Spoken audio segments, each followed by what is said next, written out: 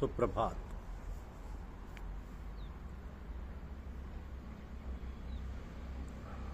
प्रार्थना का मंत्र। प्रार्थना का मंत्र यह हमारी आज की आध्यात्मिक चर्चा का विषय है। वैदिक ऋषियों की प्रार्थना का मंत्र है ओम तच्चक्षुर्दिवहितं पुरुषताक्षक्रम शरद पश्येम शरदय शतम जीवेम शरदय शतम श्रृणुयाम शरदय शतम प्रभ्रराम शरदय शतम दीना श्याम शरदय शतम भूयश्च शरदय शतात। अर्थात वह शुद्ध पवित्र सूर्यादि प्रकाशक पदार्थों को भी धारण करने वाला सर्वद्रष्टा परमेश्वर पहले से ही उत्कृष्टता से सर्वत्र विद्यमान है। उसी ब्रह्म को 100 वर्षों तक देखते रहें, उसी के लिए 100 वर्षों तक जीवित रहें, 100 वर्षों तक उसी का गुणगान करें, उसी का गुणगान 100 वर्षों तक सुनते रहें, उसी की कृपा से स्वावलंबी होकर 100 वर्षों तक जीवित रहें, 100 वर्षों के बाद भी उसी के प्रति समर्पित रहते हुए जीवन व्यतीत करें। ये हमारे परम पूज्य गुरुदेव युग विभूति अनंत श्री विभूषित राम सिंह राणा जी साहब के जीवन में भी साकार हुआ था। परम पूज्य ने 20 सितंबर 2008 को 100 वर्ष की पावन आयु पूर्ण करके साधकों के लिए जीवनदायी 101वें वर्ष में प्रवेश किया।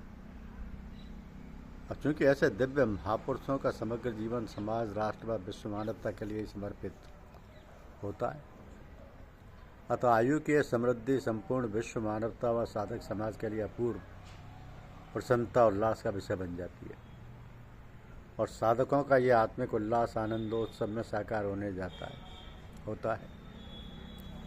मर्यादा पुरुषोत्तम श्री राम की पावन जन्मभूमि श्री अयोध्या धाम में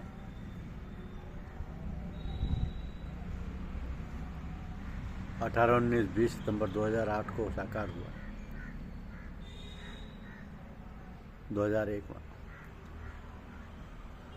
तो विशिष्ट आयोजनों में एक सबसे विचारणीय पक्ष देखने में आता है कि माल्यार्पण के समय उत्पन्न भावात्रेक।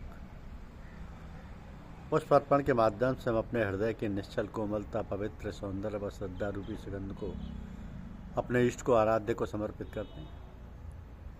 पुष्प के कोमलता युक्त सौंदर्य को हम अपने हृदय की निर्मलता, निश्चलता के द्वारा पुष्प की सुगंध को हम अपने हृदय में व्याप्त श्रद्धा भक्ति के द्वारा इष्ट तक पहुंचाना चाहते हैं। पर कोमलता, सौंदर्य व सुगंधि से भरपूर इन पुष्पों को यदि हम माला बना लेते हैं तो वह प्रतीक हो जाती है अनुशासन की, हृदय के दिव्य भावों की एक अनुशासित श्रृंखला। तो अनुपम गुणों की एक मर्यादित मणिमाला, पुष्पों की यह माला प्रतीक बन जाती है अनुशासन की उच्च मर्यादा की। तो ऐसी माला का अर्पण भी तो अनुशासित, मर्यादित, सुव्यवस्थित तरीके से ही होना चाहिए, ना कि एक विराट अराजकता, अनुशासनहीनता के साथ। पर हमारे यहाँ की आराधना, उपासना, साधना सभी तो आंतरिक अभ्यास वाली है। आईने में है दिल के तस्वीरें यार, जब जरा गर्दन झुकाई देख ली। तो यहाँ तो आंख बंद करते ही इष्ट आराध्य दिल में हाजिर हो जाते हैं। अरे वो हाजिर क्या हो जाते हैं, वो तो हर समय हाजिर ही, हमें ही गैर हाजिर हो जाते हैं और फिर कहते हैं वो मिल नहीं रहा है। तो जैसे ही हम हाजिर होते हैं हुजूर मौजूद मिलते हैं।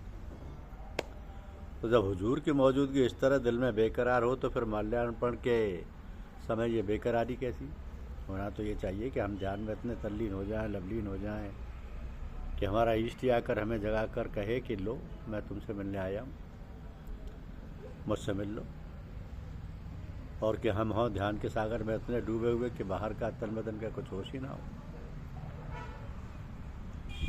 इसमें मुझे महर्षि अगस्त्य के शिष्य मुनि सुतीक्ष्ण की ध्यान साधना हृदय से आकृष्ट करती है। महर्षि अगस्त्य के शिष्य मुनि सुतीक्ष्ण, मुनिवर सुतीक्ष्ण जी ने जैसे ही सुना कि प्रभु श्री राम दर्शन निधि दे निवतु मेरी कुटिया पर पधार रहे हैं, वे भाव विवल होकर प्रभु के स्वागत करने के लिए आश्रम के द्वार की ओर दौड़े तो दीनता की अतिशय अनुभूति के कारण सोचने लगते हैं कि क्या दीनबंधु श्री राम जी मुझ जैसे दुष्ट पर दया करेंगे। मेरे अंदर न भक्ति है, न ज्ञान वैराग्य और न ही दृढ़ भरोसा। मैंने अपने जीवन में सत्संग, योग, जप, यज्ञ आदि कुछ भी तो नहीं किया है। हाँ, करुणा निधान प्रभु की एक आन है कि जिसे किसी और का सहारा नहीं है, वो उन्हें अतिशय प्रिय है। प्रभु की इस आन वान का स्मरण कर मुनि पुलकित होते हैं और सोचते हैं कि आज प्रभु के मुखारबिंद का दर्शन कर नेत्र धन्य हो जाएंगे। ज्ञानी मुनि के प्रेम में पूर्ण रूप से निमग्न यह दशा अद्भुत है। सही दिशा में चल रहे हैं या उल्टी दिशा में, ये उन्हें कुछ भी नहीं सूझ रहा है। मैं कौन हूँ, कहाँ, किससे मिलने जा रहा हूँ,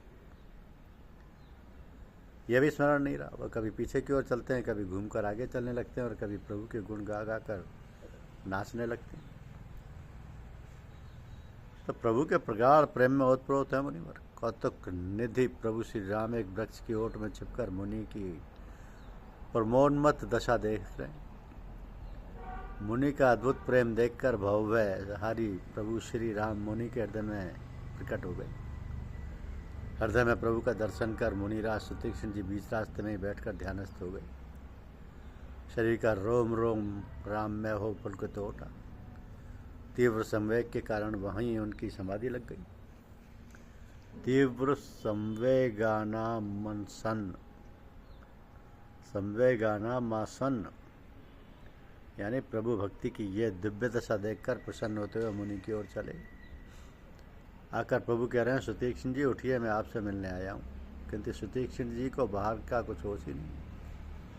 वो तो ध्यान की अतल गहराइयों में निमग्न है। प्रभु उन्हें हिला डुलाकर समाधि से जगाने का बहुविध प्रयत्न करते हैं, किंतु ध्यान से प्राप्त आनंद में डूबे हुए मुनि को कुछ भी सुनाई नहीं देता। मुनि ही राम बहु भांति जगावा, जाग न ध्यान जनित सुख पावा। जाग न ध्यान जनित सुख पावा। तो माल्यार्पण के लिए आदर्श विधि तो यह है कि हम अपने नियत स्थल पर बैठे हुए ध्यान और मानसिक पूजन में ही अपने पुष्पमाला भेंट प्रसाद को अपने आराध्य को अर्पण कर दें और ध्यान जनित सुख में लय हो जाए। धन्यवाद। यूट्यूब चैनल को लाइक और सब्सक्राइब अवश्य कीजिए।